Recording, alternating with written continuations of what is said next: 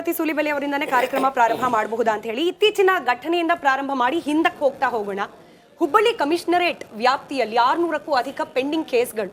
ಈ ಶಹರ ಠಾಣೆ ಏನು ಶ್ರೀಕಾಂತ್ ಪೂಜಾರಿ ಅವರನ್ನ ಬಂಧಿಸಿದ್ದಾರೆ, ಅದೇ ಠಾಣೆಯಲ್ಲಿ 32ಕ್ಕೂ ಅಧಿಕ ಪೆಂಡಿಂಗ್ ಕೇಸ್ಗಳು. 22ನೇ ತಾರೀಕು ರಾಮ ಮಂದಿರ ಉದ್ಘಾಟನೆ ಆಗಬೇಕು. ಈ ಸಂದರ್ಭದಲ್ಲಿ ಶ್ರೀಕಾಂತ್ ಪೂಜಾರಿ ಅವರನ್ನ ಬಂಧಿಸಬೇಕು ಅನ್ನೋ ಸರ್ಕಾರದ ನಿರ್ಧಾರ. ಬಂಧಿಸಿದ್ದಕ್ಕೆ ಆತ ಅಪರಾಧಿ ಅನ್ನೋ ಸಮರ್ಥನೆ. ಯಾವ ರೀತಿ ಗಮನಿಸಬೇಕಿದೆ? ಕಾಂಗ್ರೆಸ್ ಸರ್ಕಾರದ ಅಥವಾ ಇಲ್ಲಿನ ಕಾಂಗ್ರೆಸ್ ಆಳ್ವಿಕೆಯ ಫ್ರಸ್ಟ್ರೇಷನ್ ಅಂತ ನಾನು ಕರೆಯಕ್ಕೆ ಇಚ್ಛೆ ಪಡ್ತೀನಿ. ಇದನ್ನು ಅವ್ರಿಗೆ ಹೇಗೆ ಇದನ್ನು ಕೌಂಟರ್ ಮಾಡಬೇಕು ಅಂತ ಗೊತ್ತಾಗ್ತಿಲ್ಲ. They never expected. ರಾಮ ಮಂದಿರದ ವರ್ಡಿಕ್ಟ್ ಆದಾಗ ಸ್ವಲ್ಪ ಗಾಬರಿ ಇತ್ತು ಅವರಿಗೆ. 2019 ಎಫೆಕ್ಟ್ ಆಗಿತ್ತು. ಈಗ ಅದು ಕಳೆದೋಗಿದೆ ಅಂತ ಅವ್ರು ತಿಳ್ಕೊಂಡಿದ್ರು. ಆದರೆ ಇಡೀ ಜನಮಾನಸದಲ್ಲಿ ಭುಗಿಲೇಳ್ತಾ ಇರುವಂಥ ಈ ರಾಮನ ಕುರಿತಂಥ ಪ್ರೇಮ ಇದೆಯಲ್ಲ, ನಾನು ಭುಗಿಲೇಳೋದು ಅನ್ನೋ ಪದವನ್ನು ನೆಗೆಟಿವ್ ಆಗಿ ಬಳಸ್ತಿಲ್ಲ, ಪಾಸಿಟಿವ್ ಆಗಿ ಬಳಸ್ತಾ ಇದ್ದೀನಿ. ಇದು ಹೇಗೆ ಸುನಾಮಿಯಾಗಿ ಹಬ್ತಾ ಇದೆ ಅಂತಂದರೆ ಅವ್ರು ಕಂಟ್ರೋಲಿಗೆ ಸಿಲುಕ್ತಾ ಇಲ್ಲ.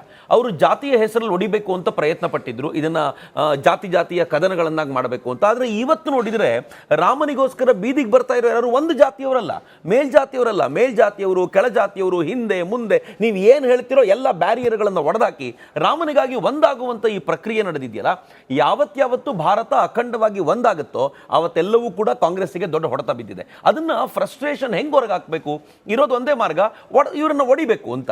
ಈ ಒಡೆಯೋ ಅಂತ ಹಂತದಲ್ಲೂ ಹೇಗೆ ಮಾಡಲಿಕ್ಕಿದೆ ಇವರು ಅಂತಂದರೆ, ಈಗ ಈ ಭಾಗದಲ್ಲಿ ಇಂಥವ್ರನ್ನ ಹಿಡಿದಿದ್ದೀವಿ, ಇಂಥವನು ಕರಸೇವಕರಲ್ಲೂ ಇಂಥ ಜಾತಿಯವರು, ಹೀಗೆ ತಂದರೂ ಅಚ್ಚರಿ ಪಡಬೇಕಾಗಿಲ್ಲ. ಇವರಿಗೆ ಯಾವ ರೀತಿ ಅದನ್ನು ಕೌಂಟರ್ ಮಾಡಬೇಕು ಅಂತ ಗೊತ್ತಾಗದೆ ಒದ್ದಾಡ್ತಿರೋದ್ರ ಪರಿಣಾಮ ಅವರು ಶ್ರೀಕಾಂತ್ ಪೂಜಾರಿನ ಬಂಧಿಸಿರೋದು ಅಂತ.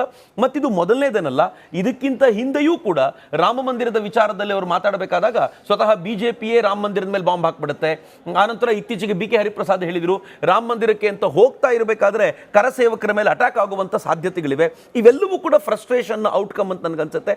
ಅದರಲ್ಲೂ CM ಸಿದ್ದರಾಮಯ್ಯನವರು ಈ ಘಟನೆಯ ನಂತರ ಉದ್ದಟತನದಿಂದ ಆಡುವ ಮಾತುಗಳಿವೆಯಲ್ಲ, ಅವನೊಬ್ಬ ಗೂಂಡ, ಒಬ್ಬ ಕರಸೇವಕನನ್ನ ಗೂಂಡ ಅಂತ ಕರೆಯುವಂಥ ಪ್ರಕ್ರಿಯೆ, ಇದು ಅವರಿಗೆ ಹೇಗೆ ಈ ಸುನಾಮಿಯನ್ನು ತಡೆಗಟ್ಟಬೇಕು ಅಂತ ಗೊತ್ತಾಗದೆ ಅವ್ರು ಮಾಡ್ತಿರುವಂಥ ಅಪಸವ್ಯಗಳು ಅಂತ ಅನ್ಸುತ್ತೆ.